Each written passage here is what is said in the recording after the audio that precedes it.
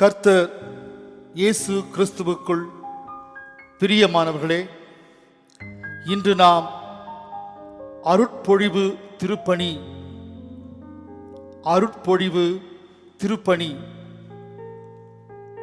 ஆர்டெயின் ministry என்றதொரு தலைப்பின் கீழாக திருவசனங்களின் அடிப்படையில் தேவனது வழி காட்டுதல்படி தியானிக்கப் போகிறோம். அதற்கு முன்பாக தேவனை நோக்கி ஜெபிப்போமாக. ஆதிபிதா குமாரன் ஆவித்ரியேகற்கு அனவரதமும் ஸ்தோத்ரம், திரியேகற்கு அனவரதமும் ஸ்தோத்ரம். ஆதிபிதா குமாரன் ஆவித்ரியேகற்கு அனவரதமும் ஸ்தோத்ரம், திரியேகற்கு அனவரதமும் ஸ்தோத்ரம்.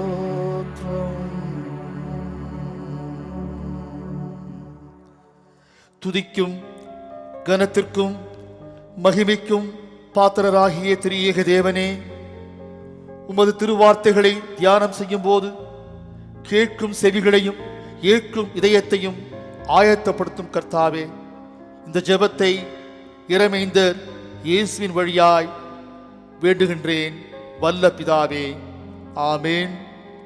எனக்கு அருமையான தேவனது பிள்ளைகளே, அருட்பொழிவு திருப்பணி என்ற இந்த தியான தலைப்பை இந்த இரு வார்த்தைகளை மட்டும் விளக்கும்படி நோக்காமல், திருச்சபை விசுவாசிகள் கட்டுப்பாடுள்ள பாரம்பரிய சபைகளை விட்டு திருச்சபை வாழ்விலே சுதந்திரமாய் தனி சபைகளை ஏற்படுத்தி போதகராகி திருப்பணியை விஸ்தாரமாக செய்யும் கடைசி காலத்தில் வாழ்கிறோம் என்ற தெளிவோடு நாம் நோக்குவோமாக.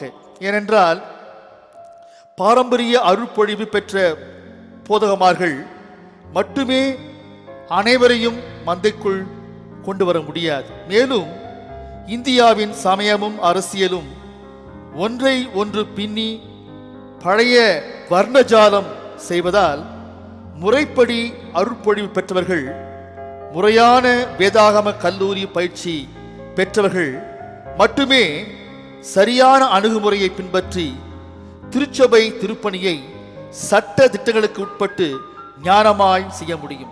அதோடு மட்டுமல்லாமல் இந்திய பல்சமய சமூக அடிப்படையை, அரசியல் சூழலை புரிந்து அந்த புரிதலோடு கூட திருச்சபை வெளி ஊழியங்கள் சமுதாய பிரச்சனைகளை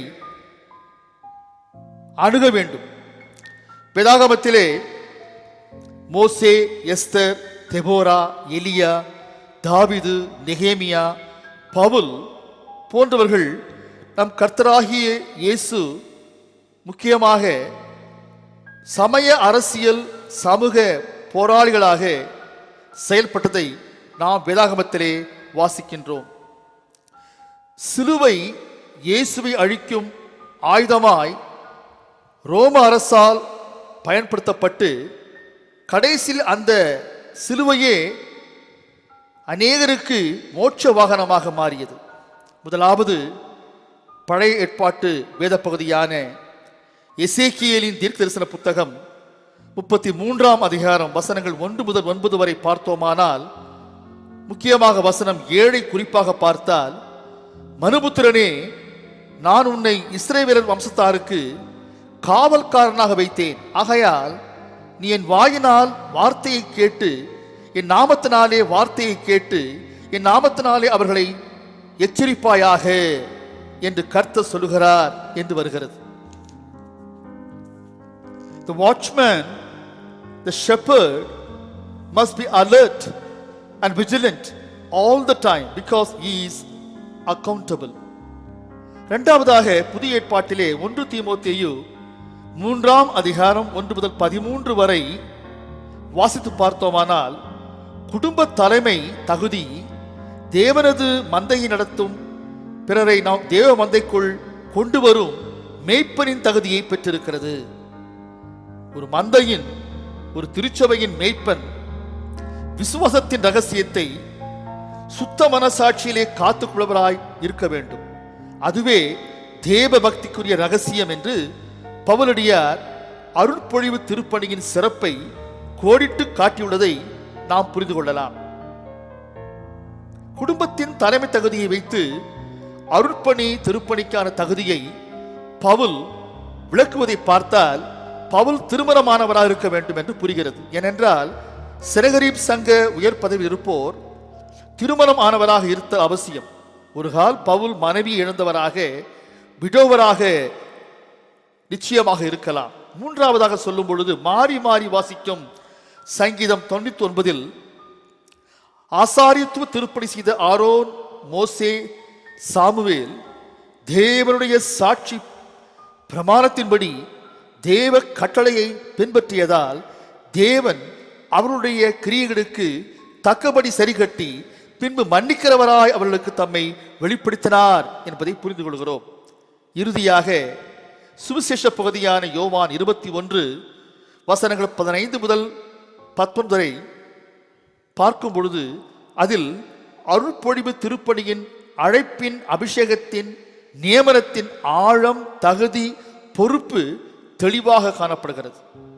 பேதுரு அதே சமயம் யோவானுக்கும் இயேசு மந்தையை நடத்தி செல்லும் ஸ்தானத்தின் சவால்களை சுட்டிக்காட்டுகிறார். மேய்ப்பனானவன் ஆன்மீக மன்னாவால் மந்தையை சரிவர போஷித்து சபைக்கு உள்ளேயும் வெளியேயும் காணப்படும் கள்ள உபதேசங்களுக்கு விலக்கி மந்தையானது தன்னை தற்காத்துக் கொள்ளும்படி வேதத்தை வாசிக்க பழக்குவிக்க வேண்டும். இதைதான் இயேசு என் ஆடுகளை மேய்ப்பாயாக, என் ஆடுகளை மேய்ப்பாயாக, என் ஆடுகளை மேய்ப்பாயாக என்று 3 முறை சொல்லி, முக்கியமாக பேதுருவுக்கும் யோவானுக்கும் அவர் இந்த காரியத்தை சொல்லி அவர்களின் ஊழிய வாஞ்சையை பலப்படுத்தினார் என்று சொல்ல வேண்டும்.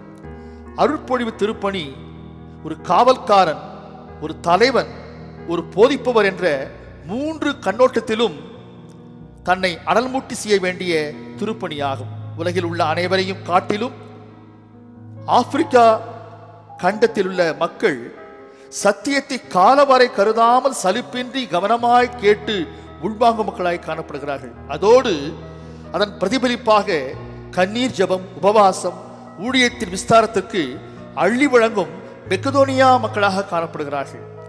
அமெரிக்கா, ஐரோப்பா, ஆஸ்திரேலியா, ஆசியா கண்டங்களில் சென்ற ஊழியக்காரர்களுக்கு அது நன்றாக புரியும். ஆப்பிரிக்கா என்றாலே வறுமை வளர்ந்து வரும் நாடு, அன்டெவலப்ட் கான்டினென்ட் என்று யாவரும் சொல்ல துவங்குவார்கள். ஆனால் நாட்டின் நிலை போல ஆப்பிரிக்க மக்களுடைய மனம் இல்லை. மெத்தடிஸ்ட் திருச்சபை போதக ஊழியம் நேரடியாக திருச்சபைகளை அதிகமாக ஏற்படுத்தியது என்றால், ஸ்காட்லாந்து திருச்சபை போதக ஊழியம் கல்லூரி, பள்ளி, ஆசிரியர் பயிற்சி கல்லூரி வழியாக திருச்சபையை 2ஆம் கட்டமாக அமைத்து இப்படியாக திருப்பணி செய்த காரியத்தை பார்க்கும் பொழுது அருட்பொழிவு பன்முக திருப்பணி தரிசனம் என்று நமக்கு நன்றாக புலப்படுகிறது. அருட்பொழிவு திருப்பணியானது ஒரு குடும்ப பாங்குள்ள மக்கள் உள்ளங்களோடு நெருங்கி பின்னப்பட்ட ஒரு அர்ப்பணிப்பாகும். அதில் உரிமைகள், உணர்வுகள், உத்தரவாதங்கள் அனைத்தையும் சந்தித்தே தீர வேண்டும். அதே சமயம் அருட்பொழிவு திருப்பணியாளர்களின் எதிர்பார்ப்பு, அருட்பொழிவு திருப்பணியாளர்களின் எதிர்பார்ப்பு மக்களின் ஆதரவும், அன்பும், அரவணைப்பும், உடன் உழைப்பும் ஆகும். அதோடு நாம் சொல்வோமானால் அருட்பொழிவு இல்லாவிடினும் சாதாரண விசுவாசியாக தேவர திருப்பணியை யாரும் வழி காட்டுதலோடு சிறப்பாக செய்து ஆத்துமா அறுவடையை அழகாக செய்ய முடியும்.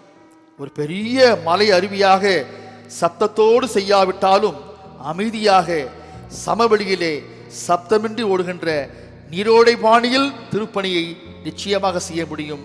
அன்பானவர்களே, ஊழிய காலங்களில் எத்தனையோ ஊழியத்தில் வாங்கியுள்ள குடும்பங்களை பார்த்திருக்கிறோம். அவைகளில் ஒரு குடும்பத்தை பற்றி சொல்கிறேன். ஒரு குடும்பம் திருச்சபை எல்லைக்கு, கட்டுப்பாடுக்கு, ஒழுக்கத்துக்கு உட்பட்டு பார்ப்போர் மலைத்து பாராட்டும்படி ஊழியம் செய்ததை நான் கவனித்து மனதார வாழ்த்தினேன். அவர்கள் வீட்டு முற்றத்திலே பெரிய டீ, காஃபி, பால், நீர் என 4 பெரிய கெட்டில்கள், use and throw tumblers, butter biscuit, good day biscuit, diet பிஸ்கெட்கள், பாக்கெட்ஸ்கள், தமிழ் ஆங்கில நாளிதழ்கள் வைக்கப்பட்டிருக்கும். ஆனால் கைப்பிரதி எதுவும் வைக்கப்பட்டு இருக்காது. பார்க்கும் நம்மவர் சிலருக்கு இது ஒரு ஊழியமாகவே மனதிலே ஜீர்ணமாகாது. அமர்ந்து சிந்திக்கும் போதுதான் கிறிஸ்துவின் அன்பை ஊடகமாக முன்வைத்து அதன் அடிப்படையில் இந்த குடும்பம் கர்த்தருக்கு ஊழியம் செய்வது நன்றாக விளங்கும். இது ஒரு தனிநபர் ஊழியத்துக்கு இணையான ஊழியமாகும். ஒவ்வொருவரும் இயேசுவை சொந்த இரட்சகராக ஏற்றதை அழைப்பாக, அருட்பொழிவாக மதித்தால் தனி ஊழியம் தனித்து செய்யாமல் சபையோடு இணைந்து ஆத்தும ஆதாயம் தாராளமாய் செய்யலாமே. போதகராக, மிஷனரியாக அருட்பொழி பெற்றவரே திருப்பணி செய்யக்கூடும் என்றால் அறுவடை மிகுதி, ஊழியர் குறைவு என்ற ஒரு நிலைதான் ஏற்படும். ஜனத்தொகை பெருகி வரும் சூழலிலே அதிக பிற மாநிலத்து மக்கள் தம் புலம்பெயர்ந்து குடியேறிய சூழல் மத்தியிலே மாவட்டங்கள், நகராட்சி விஸ்தாரத்தாலே அருட்பொழிவு பெற்றவர் என்ற நிலை மாறி அந்தந்த கலாச்சார மக்களிடையே சில சபை குடும்பங்கள் அழகாக ஜோன் லெவலிலே ஹவுஸ் மீட்டிங், அதாவது இல்ல கூடுகை ஏற்படுத்தி ஆதி திருச்சபையார் கால ஊழிய மாதிரியை பின்பற்றுவதை நாம் பார்க்கின்றோம். அது ஒரு ஆரோக்கியமான ஊழியமாகும். அதே தன் வீட்டிலே கூடிய நபர்களை ஓய்வு நாளிலே ஆலயத்துக்கு அழைத்துவதை நாம் பார்க்கின்றோம். தேவன் வேதாகமத்தில் முற்பிதா ஆபிரகாம் முதல் வெளிப்படுத்தின விசேஷம் எழுதிய யோவான் அப்போஸ்தலன் வரை மக்களை தன் ஜனமாக்க, அவர்களை வழிநடத்த, பாதுகாக்கும்படி எத்தனையோ பேரை பயன்படுத்த அழைப்பையே அருட்பொழிவாக, நியமனமாக எண்ணினார். ஒரு தனி நபர் என முற்பிதாக்கள், தீர்க்கதரிசிகள், ராஜாக்கள், நியாயாதிபதிகள் என்றும், இரு நபர்களாக என சில சமயங்களில் தேவைக்கேற்ப மோசே, யோசுவா, நகோமி, Ruth, Elijah, Elisha, Deborah, Barak, Mordecai, Esther, Philip, Nathanael, Aquila, Priscilla என்றும் மற்ற சில சூழல் மத்தியிலே மூவர் குழுவாக ஆரோன், மோசே, மீரியாம், மார்த்தாள், மரியாள், லாசர், பெத்தனியா, உள்ளூர் சாட்சி மக்களாக, பவுல், பர்னபா, தீமோத்தேயு புறஜாதியார் மத்தியிலே ஊழியம் செய்யும்படியாக, பேதுரு, யோவான், யாக்கோபு யூதர் மத்தியிலே ஊழியம் செய்யும்படியாக தேவன் செயல்பட்டு தம்முடைய திரு சித்தத்தை நிறைவேற்றினார் என்று பார்க்கின்றோம். அதே சமயம் அன்பானுகளே, அருட்பொழி பற்றிய வேதாகம வசன குறிப்புகள் அழைப்பு, அபிஷேகம், நியமனம், கால், அனாயிண்டிங், அப்பாயின்மெண்ட் என்ற 3 வரையறை தான் மிக சொற்பமாக வேதாகமத்திலே காணப்படுகிறது.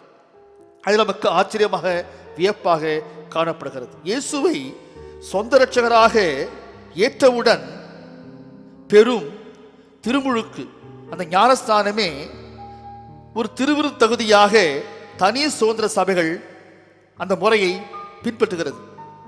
பாரம்பரிய திருச்சபை விசுவாசிகள் மனதிலும் இதுதான் சரியாய் இருக்கும் என்று ஆழமாய் பதிகின்ற ஒரு பரிதாப சூழலை நாம் பார்க்கின்றோம். திருமண காலங்களிலே இப்படிப்பட்ட காரியங்கள் சபைகளிலே வெளிப்படுகிறது. அதாவது திடப்படுத்தல் இல்லாமலேயே ஞானஸ்தானம் பெற்ற அந்த தகுதியிலேயே திருமணம் நடத்தலாம் என்ற ஒரு நிலையானது தனி சபை வழியாக பாரம்பரிய சபைக்கு உள்ளே வருவதை பார்க்கின்றோம். அந்த மனநிலை அருட்பொழிவு, வேதாகம கல்லூரி கல்வி இல்லாமல் போதகராகலாம் என்பதில் பிறந்த ஒரு சிந்தனையாகும். அருட்பொழிவு குறித்து திருவசன அடிப்படை தேடி வேதாகமத்துக்குள் பயணிக்கும் போது லூக்கா 6ஆம் அதிகாரம் வசனம் 12, 13 இயேசுவானவர் ரா முழுவதும் ஜெபித்து பொழுது விடிந்து 12 சீஷரை அழைத்து அவர்களை அப்போஸ்தலர் என்று பெயரிட்டு அழைத்தார் என்றும், யோவான் 20:22 இயேசு கிறிஸ்து உயிர்த்த பின்பு 10 சீஷர்கள் இருந்தபோது அறையுள் சென்று, பிதா என்னை அனுப்பினது போல உங்களை அனுப்புகிறேன் என்று சொல்லி ஊதி பரிசுத்த ஆவி பெற்றுக்கொள்கிறேன் என்று கூறினார் என்றும் வருகிறது.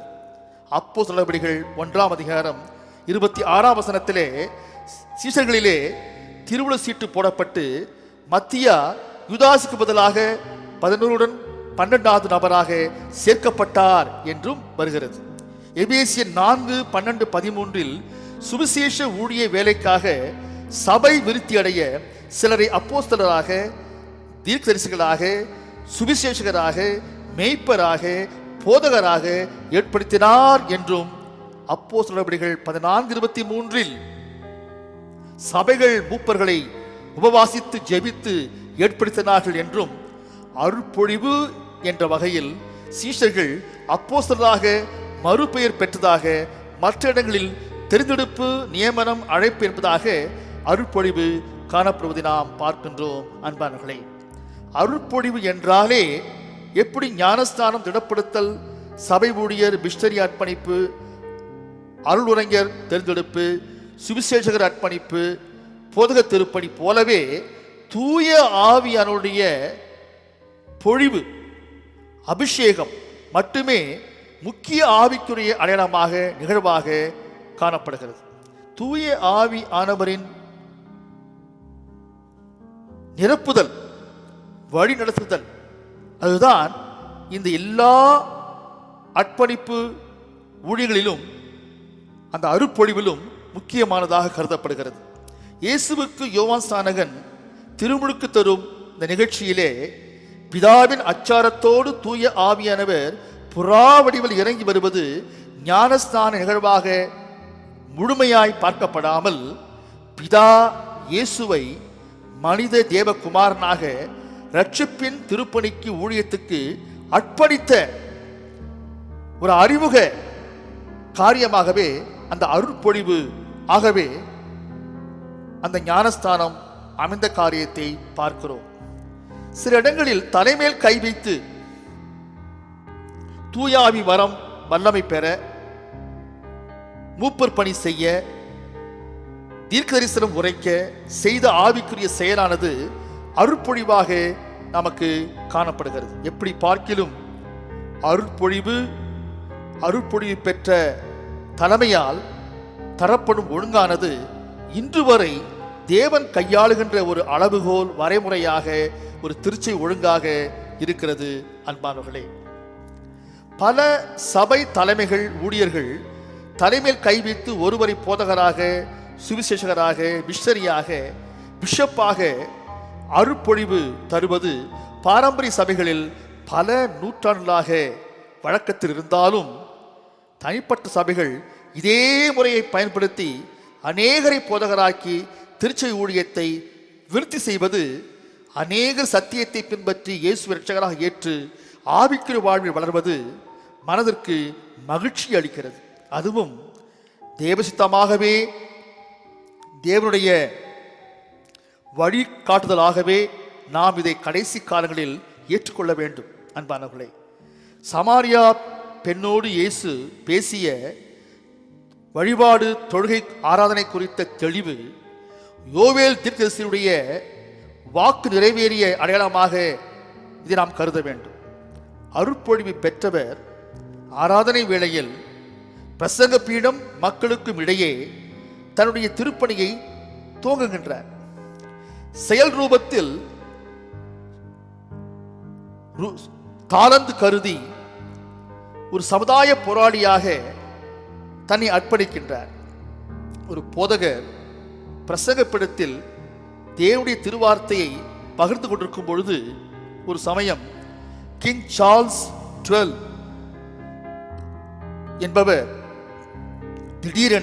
மன்னர் திடீரென அந்த பகுதியை விஜயம் செய்கிறார் என்ற செய்தியை ஆலய பணியாளர் போதகரண்டை முன்னெச்சரிக்கையாக கூறினார்.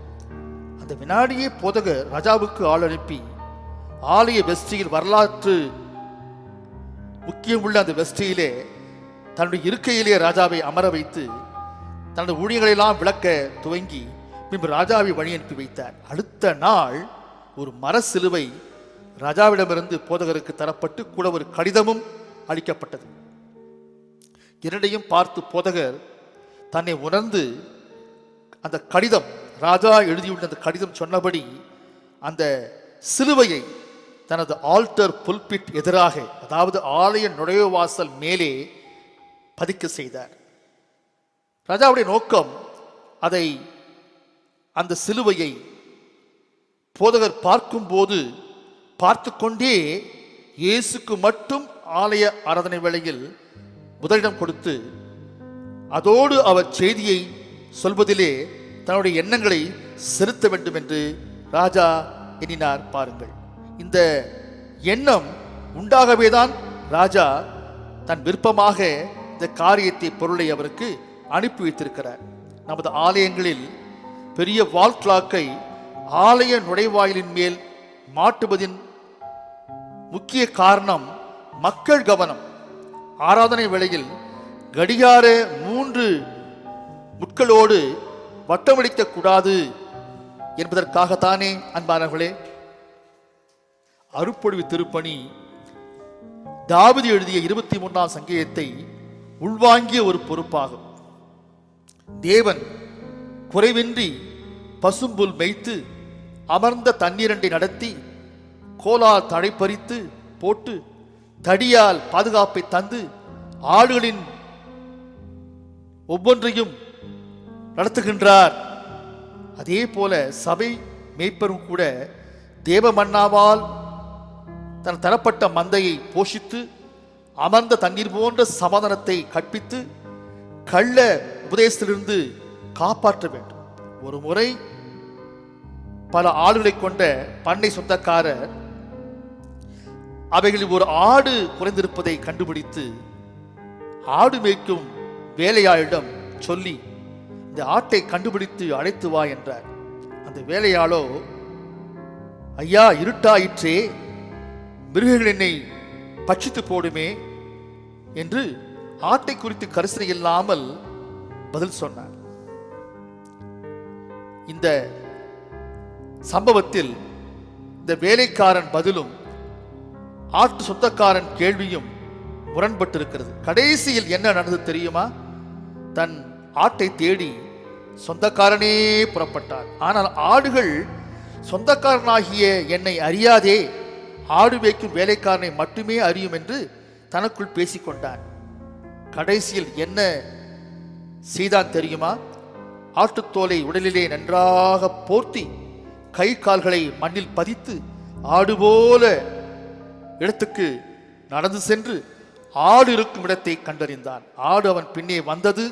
இதற்கு உணவளித்து பின்பு ஆட்டுத்தோலை கழற்றி வைத்தான். அன்பானர்களே, இந்த சொந்தக்காரன், ஆட்டின் சொந்தக்காரன் ஆடு அல்ல, அவர் மனுஷன். ஆடுகளின் சொந்தக்காரன் இருந்தாலும் தன் ஒரு ஆட்டை காப்பாற்ற அழைத்து வர ஆடுகளில் ஒன்றாகவே அவன் தன்னை மாற்றிக்கொண்டான். The owner became a sheep in order to save the lost sheep. So God is not a man, but he became man in order to save us. இந்த கற்பனையான கதையிலே கிறிஸ்துவுக்குள்ளான போதக பணிக்கும் மக்களுக்கும் இடையே இயேசு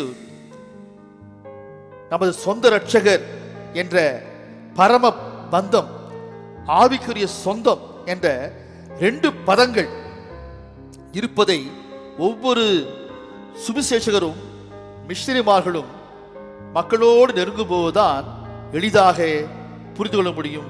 அன்பானவர்களே, இயேசுவே நான் என்றும் உந்தன் சொந்தம், என் ராஜனே அனுதினம் வழி நடத்தும். இயேசுவே நான் என்றும் உந்தன் சொந்தம், என் ராஜனே அனுதினம் வழி நடத்தும். தாயினும் அன்பு வைத்தே தாங்கியே காப்பவரே, தாயினும் அன்பு வைத்தே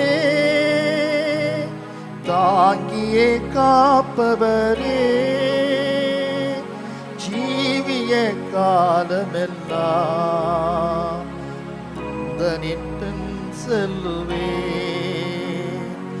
என் இயேசுவே, நான் என்றும் உந்தன் சொந்தம், என் ராஜனே அனுதினம் வழி நடத்தும்.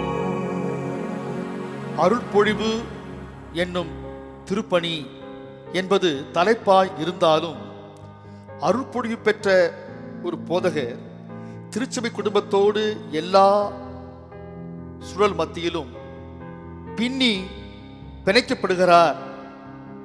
காலங்கள் கடக்கும் போதுதான் திருச்சபை மக்கள் ஒப்பிட்டு பார்த்து புரிந்து கொள்கிறார்கள்.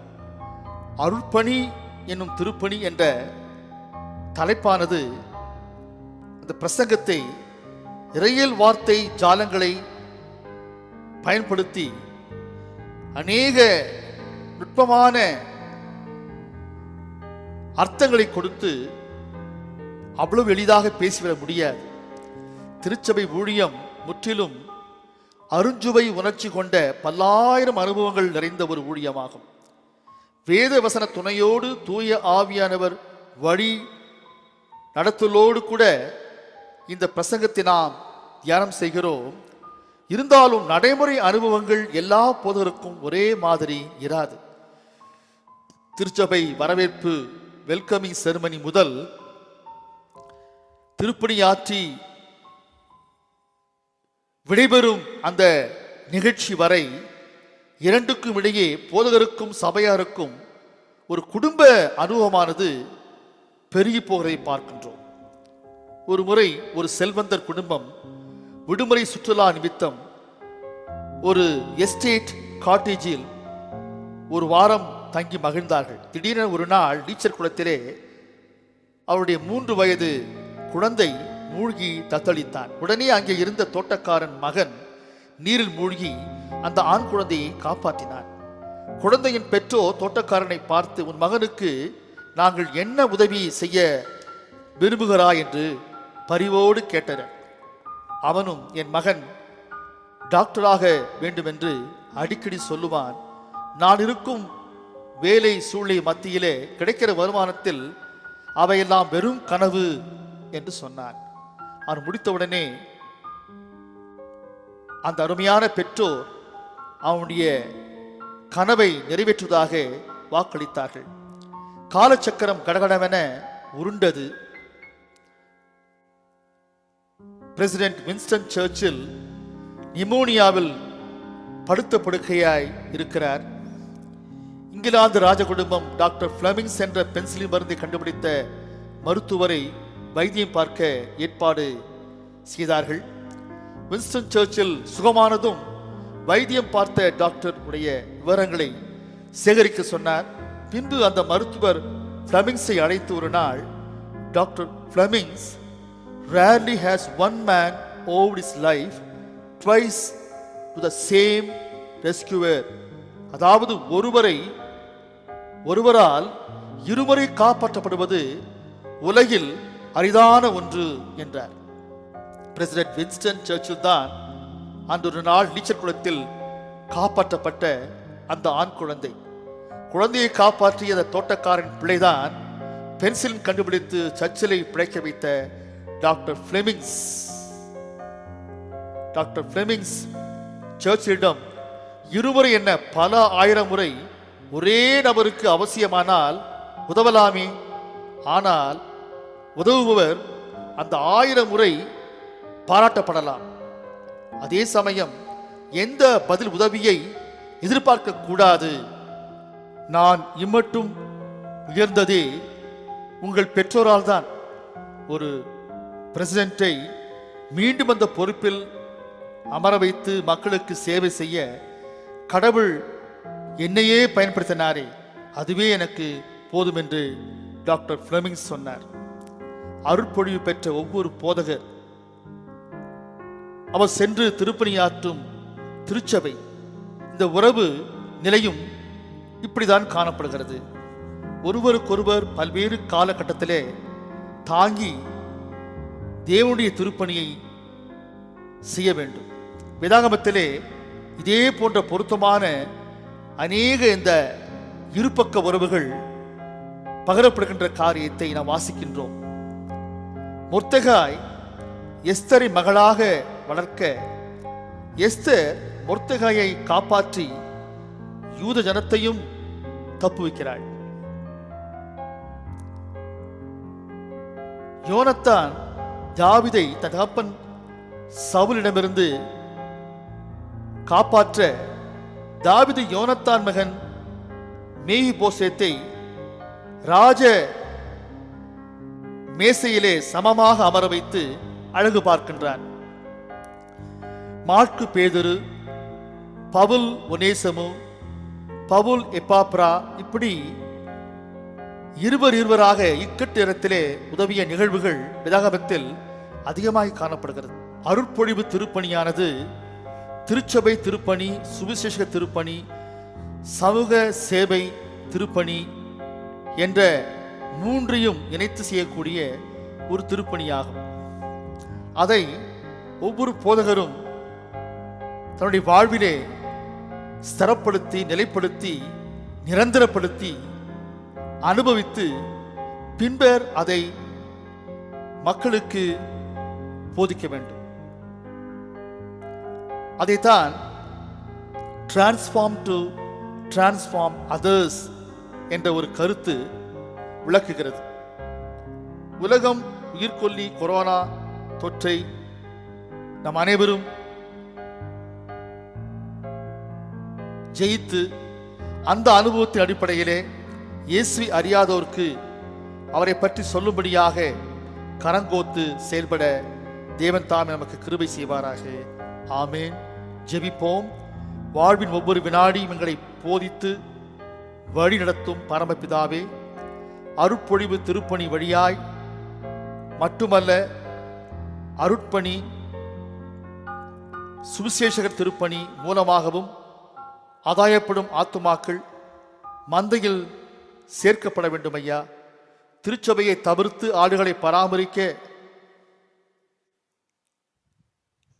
அருட்பணி சுவிசேஷக பணியால் முடியாத ஒரு காரியம் சுவாமி. உலக திருச்சபை அனைத்தையும் நீர் ஆசீர்வதியும். கடைசி காலங்களை அவசியமான செயலுக்கும் சிந்தனைக்கும் செலவிட செய்யும். காடே பற்றி எறியும் போது மூலிகை தேடி போக முடியாத இந்த கொரோனா சூழலில் நாங்கள் ஒருவருக்கொருவர் ஜெபிக்க மறந்தாரும் சுவாமி. இந்த வாரத்தில் தம்முடைய பிறந்த நாள், திருமண நாள் கொண்டாடும் பிராட்வே, தமிழ்வசி, ஆண்டர்சன் ஆலயங்களின் அன்பர்களை, அவளை சார்ந்திருக்கும் குடும்பங்களை முது பராமரிப்பில் படைக்கிறோம் சுவாமி. விசேஷமாக பிரசவத்திற்கு காத்திருக்கிற சகோதரிமார்களுக்காகவும் புதிதாக திருமணமாகிய தம்பதிமார்களுக்காகவும் அதிகமாய் நாங்கள் சிறப்பாய் ஜெபிக்கின்றோம். அவளை அதிகமாய் காத்து பலப்படுத்தி ஆசீர்வதியும். உமக்கே துதிகன மகிமையை செலுத்துகின்றோம். எங்கள் அருமை ஆண்டவர் இயேசுவின் வழியாய் வேண்டுகிறோம் நல்ல பிதாவே. ஆமேன். என் ஆத்துமாவே கர்த்தரை ஸ்தோத்திரி, என் முழு உள்ளமே அவருடைய பரிசுத்த திருநாமத்தை ஸ்தோத்திரி. என் ஆத்துமாவே கர்த்தரை ஸ்தோத்திரி, கர்த்தர் செய்த சகல உபகாரங்களையும் என்றும் மறவாதே. ஆமேன். தேவனுடைய இரக்கமுள்ள கிருபைக்கும் பராமரிப்புக்கும் உங்களை ஒப்புவிக்கிறோம். பிதா, குமாரன், பரிசுத்த ஆவியுமாகிய சர்வ வல்லமை பொருந்திய கடவுளுடைய ஆசீர்வாதம் உங்களுக்குள்ளே இருந்து எப்பொழுதும் உங்களோடே நிலைத்திருக்க கடவது.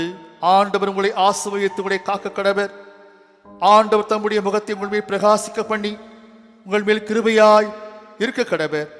ஆண்டவர் தம்முடைய முகத்தை உங்கள் மேல் பிரசன்னமாக்கி இப்பொழுதும் எப்பொழுதும் உங்களுக்கு சமாதானம் கட்டளிட கடவர். ஆமென்.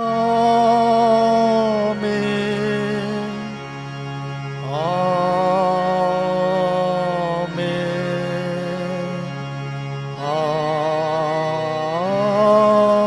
ஆமென்.